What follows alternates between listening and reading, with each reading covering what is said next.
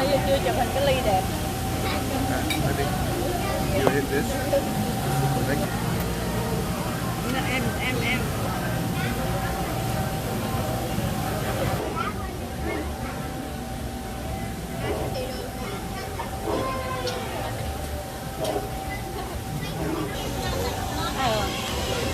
Hi Diana.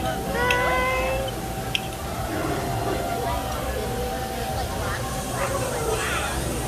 Ăn liền em thôi nó nguội thôi. Hi guys. Hi guys Kingsley. Ken. Ken. Say hi. Diana hi. Chị hi hi. Hi Trâm Anh. Hi Ken. Hi chị hi. Cheers. Ủa mà quên nữa, tự nhiên